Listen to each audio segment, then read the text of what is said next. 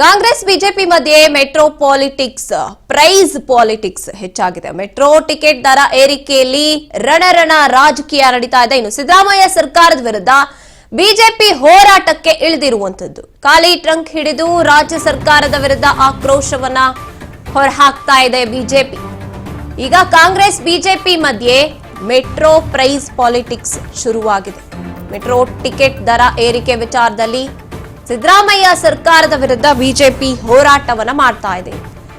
ಖಾಲಿ ಟ್ರಂಕ್ ಹಿಡಿದು ರಾಜ್ಯ ಸರ್ಕಾರದ ವಿರುದ್ಧ ಆಕ್ರೋಶವನ್ನ ಹೊರಹಾಕ್ತಾ ಇದೆ. ಆರ್ವಿ ರೋಡ್ ಮೆಟ್ರೋ ನಿಲ್ದಾಣದ ಮುಂದೆ ಪ್ರತಿಭಟನೆ ನಡೀತಾ ಇದೆ. ಹೋರಾಟಕ್ಕೆ ಮುಂದಾಗಿದ್ದಾರೆ ರಾಮಮೂರ್ತಿ ಮತ್ತೆ ತೇಜಸ್ವಿ ಸೂರ್ಯ. ಅವರನ್ನ ಅರೆಸ್ಟ್ ಕೂಡ ಮಾಡಲಾಗಿದೆ. ಮೆಟ್ರೋದಲ್ಲಿ ದರ ಏರಿಕೆ ವಿಚಾರ ಏನಿದೆ, ಈಗ ರಾಜ್ಯ ಸರ್ಕಾರದ ವಿರುದ್ಧ ಬಿಜೆಪಿ ಹೋರಾಟಕ್ಕೆ ಇಳಿದಿರುವಂತದ್ದು. ಖಾಲಿ ಟ್ರಂಕ್ ಹಿಡಿದು ಹೋರಾಟಕ್ಕೆ ಮುಂದಾಗಿದೆ ಬಿಜೆಪಿ.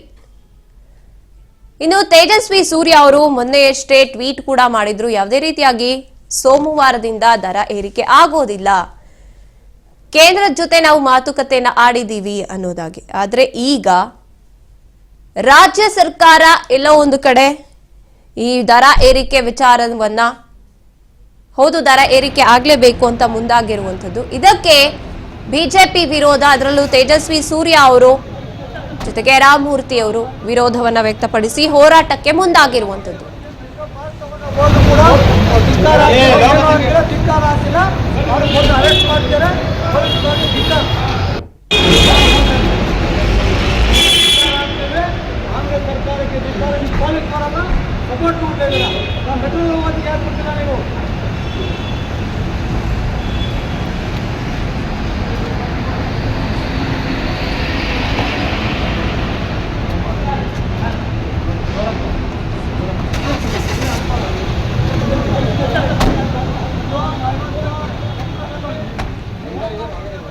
ಆರ್ವಿ ರೋಡ್ ಮೆಟ್ರೋ ನಿಲ್ದಾಣದ ಬಳಿ ಪ್ರತಿಭಟನೆಗೆ ಮುಂದಾಗಿರುವಂತದ್ದು. ಇನ್ನು ಅವರನ್ನ ಅರೆಸ್ಟ್ ಕೂಡ ಮಾಡಲಾಗಿದೆ. ತೇಜಸ್ವಿ ಸೂರ್ಯ ಸಂಸದರು ಜೊತೆಗೆ ರಾಮಮೂರ್ತಿ ಅವರನ್ನ. ಮೆಟ್ರೋ ಟಿಕೆಟ್ ದರ ಏರಿಕೆ ವಿಚಾರ ಈಗ ಬಿಸಿ ಮುಟ್ಟಿರುವಂತದ್ದು. ರಾಜ್ಯ ಸರ್ಕಾರದ ವಿರುದ್ಧ ಬಿಜೆಪಿ ಈಗ ಹೋರಾಟಕ್ಕೆ ಮುಂದಾಗಿರುವಂತದ್ದು ಟಿಕೆಟ್ ದರ ಏರಿಕೆ ಮಾಡಿರುವಂತಹ ವಿಚಾರದಲ್ಲಿ. ಮೆಟ್ರೋದಲ್ಲಿ ಪ್ರಯಾಣಿಸೋದಕ್ಕೆ ಎಂಪಿ ಎಂಎಲ್ಎಗಳು ಮುಂದಾಗಿದ್ದಾರೆ. ಮೆಟ್ರೋದಲ್ಲಿ ಪ್ರಯಾಣಿಸುವಂತ ಮುನ್ನವೇ ಪೊಲೀಸರು ವಶಕ್ಕೆ ಪಡ್ಕೊಂಡಿರುವಂತದ್ದು. ಮೆಟ್ರೋ ಪ್ರಯಾಣಕ್ಕೆ ಎಂಎಲ್ಎ ಎಂಪಿಗಳು ಮುಂದಾಗಿರುವಂತದ್ದು. ಆದ್ರೆ ಅದಕ್ಕೂ ಮುಂಚೆ ತೇಜಸ್ವಿ ಸೂರ್ಯ ಅವರ ಕೈನಲ್ಲಿದ್ದಂತಹ ಖಾಲಿ ಟ್ರಂಕ್ ಪೊಲೀಸರು ವಶಪಡಿಸ್ಕೋತಾರೆ. ಇದೇ ವೇಳೆ ಸರ್ಕಾರದ ವಿರುದ್ಧ ಸಂಸದ ತೇಜಸ್ವಿ ಸೂರ್ಯ ಅವರು ಕಿಡಿಕಾರ್ತಾ ಇರುವಂಥದ್ದು. ರಾಜ್ಯ ಸರ್ಕಾರದ ನಿರ್ಧಾರ ಏನಿದೆ ಇದು ನಿಜಕ್ಕೂ ಕೂಡ ಖಂಡನೀಯ ಅಂತ ಕಿಡಿಕಾರ್ತಾ ಇರುವಂಥದ್ದು ಸಂಸದ ತೇಜಸ್ವಿ ಸೂರ್ಯ ಅವರು. ಖಾಲಿ ಟ್ರಂಕ್ ಹಿಡ್ಕೊಂಡಿರ್ತಾರೆ, ಅದನ್ನ ವಶಕ್ಕೆ ಪಡಿಸಿಕೊಂಡಿದ್ದಾರೆ ಪೊಲೀಸರು. ಆರ್ವಿ ರೋಡ್ ಮೆಟ್ರೋ ನಿಲ್ದಾಣದ ಬಳಿ ಪ್ರತಿಭಟನೆಗೆ ಮುಂದಾಗಿರ್ತಾರೆ. ಆದ್ರೆ ತಡೆ ಹಿಡಿದಿರುವಂಥದ್ದು ಪೊಲೀಸರು ರಾಮಮೂರ್ತಿ ಅವರು ಮತ್ತೆ ಸಂಸದ ತೇಜಸ್ವಿ ಸೂರ್ಯ ಅವರನ್ನ. ಎಲ್ಲ ಒಂದ್ ಕಡೆ ರಾಜ್ಯದ ಜನತೆ ಕೂಡ ವಿರೋಧವನ್ನ ವ್ಯಕ್ತಪಡಿಸ್ತಾ ಇದ್ರು. ಮೆಟ್ರೋ ಟಿಕೆಟ್ ದರ ಏರಿಕೆ ಆಗ್ತಾ ಇದೆ, ಇದರಿಂದ ಸಮಸ್ಯೆ ಆಗತ್ತೆ ಸಾರ್ವಜನಿಕರಿಗೆ. ಮೆಟ್ರೋ ಮೂಲಕ ಸಂಚಾರವನ್ನ ಪ್ರತಿನಿತ್ಯ ಅವಲಂಬಿತರಾಗಿರುವಂತವ್ರಿಗೆ ಇದು ನಿಜಕ್ಕೂ ಕೂಡ ಒಂದು ರೀತಿಯಾಗಿ ತಲೆನೋವು, ತಲೆ ಬಿಸಿಯನ್ನ ಬಿಎಂಆರ್ಸಿ ಅಲ್ಲಿ ತಂದಿತ್ತು. ಇದು ಎಲ್ಲೋ ಒಂದ್ ಕಡೆ ಕೇಂದ್ರ ಸರ್ಕಾರದ ನಿರ್ಧಾರ ಅಂತ ಜನತೆ ಅನ್ಕೊಂಡಿದ್ರು. ಆದ್ರೆ ಕೇಂದ್ರ ಸರ್ಕಾರದ ನಿರ್ಧಾರ ಅಲ್ಲ, ಇದು ರಾಜ್ಯ ಸರ್ಕಾರದ ನಿರ್ಧಾರ ಅಂತ ಹೋರಾಟಕ್ಕೆ ಮುಂದಾಗಿದ್ದಾರೆ. ಮೊದಲನೇದಾಗಿ ಬೆಂಗಳೂರು ಜನರ ಹೋರಾಟದ ಪ್ರತಿಫಲವಾಗಿ ರಾಜ್ಯ ಸರ್ಕಾರ ಏನು ಮೆಟ್ರೋ ದರವನ್ನ 2ನೇ ಬಾರಿ ಏರಿಸಬೇಕು ಅಂತ, ಗಾಯದ ಮೇಲೆ ಬರೆ ಹಾಕಬೇಕು ಅನ್ನುವಂತ ಯೋಜನೆ ಹೊರಟಿದ್ರು.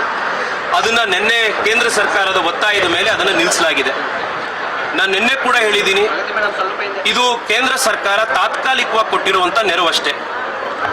ಮೆಟ್ರೋ ದರ ಪದೇ ಪದೇ ಏರ್ತಾ ಇರುವಂತದ್ದು ರಾಜ್ಯ ಸರ್ಕಾರ ಇಷ್ಟು ವರ್ಷಗಳು ಹಿಂದೆ ಎಲ್ಲಾ ಸರ್ಕಾರಗಳು ಕೊಟ್ಟಂತೆ ಬಜೆಟ್ ನಲ್ಲಿ ಶ್ಯಾಡೋ ಕ್ಯಾಶ್ ಸಪೋರ್ಟ್ ಏನು ಬಜೆಟ್ ನಲ್ಲಿ ಮೆಟ್ರೋ ಕೊಡ್ತಾ ಇದ್ರು ಅದನ್ನ ಈ ಸರ್ಕಾರ ನಾವು ದಿವಾಳಿ ಎದ್ದೋಗಿದ್ದೀವಿ, ನಾವು ಖಾಲಿ ಟ್ರಂಕ್ ಆಗಿದ್ದೀವಿ, ನಮ್ಮ ಹತ್ರ ದುಡ್ಡಿಲ್ಲ, ಆ ಕಾರಣಕ್ಕೆ ನಮಗೆ ಕೊಡಕ್ ಆಗೋದಿಲ್ಲ, ಅದನ್ನ ನೀವು ದರ ಏರಿಸಿ ಪ್ರಯಾಣಿಕರಿಂದಲೇ ತಗೊಳ್ಳಿ ಅಂತ ಹೇಳಿದ್ದಾರೆ.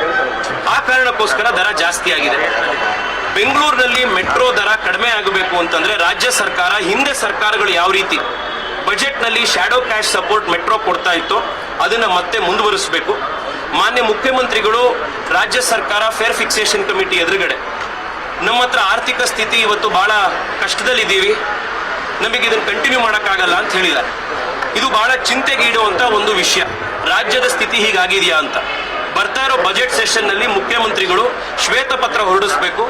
ರಾಜ್ಯದ ಆರ್ಥಿಕ ಈ ಬಗ್ಗೆ ಹೆಚ್ಚಿನ ಮಾಹಿತಿಯನ್ನ ನೀಡ್ತಾರೆ ನಮ್ಮ ಪ್ರತಿನಿಧಿ ರವಿಚಂದ್ರ. ರವಿಚಂದ್ರ, ಎಲ್ಲೋ ಒಂದ್ ಕಡೆ ಜನತೆಗೂ ಕೂಡ ಈ ತಲೆಬಿಸಿ ಇರುವಂತದ್ದು, ಮೆಟ್ರೋ ಟಿಕೆಟ್ ದರ ಹೆಚ್ಚಳ ಆಗಿರುವಂತದ್ದು, ಈಗ ಬಿಜೆಪಿ ಹೋರಾಟಕ್ಕೆ ಕೂಡ ಮುಂದಾಗಿದೆ.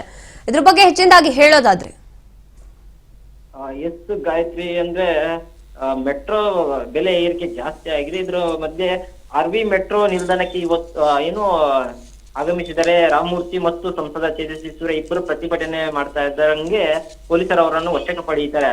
ಇಂದು ಸಂಜೆ 4 ಗಂಟೆಗೆ FFC ಸಭೆ ಮೆಟ್ರೋ ದರ ಪರಿಷ್ಕರಣೆ ಮಾಡೋದ್ರ ಬಗ್ಗೆ ಸಭೆ BMRCಯಲ್ಲೂ ಕೇಂದ್ರ ಕಚೇರಿಯಲ್ಲಿ ಇಂದು ನಡೆಯಲಿದೆ ಎಂದು ಮಾಹಿತಿ ನೀಡಿದ್ದಾರೆ. ಮೆಟ್ರೋ ದರ ಏರಿಕೆಗೆ ವಿರುದ್ಧ ವ್ಯಕ್ತಪಡಿಸಿ ಪ್ರತಿಭಟನೆ ನಡೆಸಲು ಹಾಗೂ ಬಿಜೆಪಿ ಕಾರ್ಯಕರ್ತರು ಮತ್ತು ಎಲ್ಲಾ ಕಾರ್ಯಕರ್ತರು ಸಿದ್ಧರಾಗಿದ್ದಾರೆ.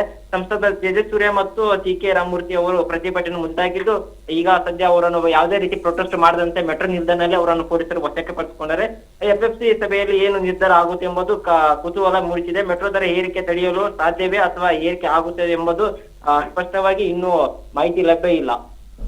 ಓಕೆ, ಧನ್ಯವಾದ ನಿಮ್ಮ ಮಾಹಿತಿಗಾಗಿ ರವಿಚಂದ್ರ.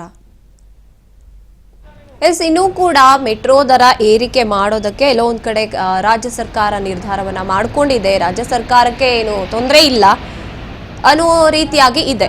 ಯಾಕಂದ್ರೆ ರಾಜ್ಯ ಸರ್ಕಾರ ಯಾವುದೇ ರೀತಿಯಾಗಿ ಇಲ್ಲ ಮೆಟ್ರೋ ದರ ಏರಿಕೆ ಮಾಡುವಂಥದ್ದು ಸರಿಯಲ್ಲ ಅಂತ ಹೇಳ್ತಾ ಇಲ್ಲ. ಆದ್ರೆ ಕೇಂದ್ರ ಸರ್ಕಾರದ ಮೇಲೆ ಎಲ್ಲೋ ಒಂದ್ ಕಡೆ ಗೂಬೆ ಕೂರಿಸುವಂತ ಕೆಲಸ ಆಗ್ತಿದೆ. ಮೆಟ್ರೋ ದರ ಏರಿಕೆ ಆಗೋದಕ್ಕೆ ಕೇಂದ್ರ ಸರ್ಕಾರ ಕಾರಣ ಅನ್ನೋ ರೀತಿಯಾಗಿ.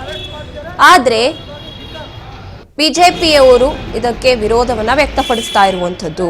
ತಾತ್ಕಾಲಿಕವಾಗಿ ತಡೆ ಹಿಡಿದಿತ್ತು ಮೆಟ್ರೋ ದರ ಏರಿಕೆ ಇವತ್ತಾಗಬೇಕಿತ್ತು ಸೋಮವಾರ, ಆದ್ರೆ ಅದಕ್ಕೆ ತಡೆ ಹಿಡಿದಿದ್ದು ಅಂತದ್ದು ಕೇಂದ್ರ ಸರ್ಕಾರ.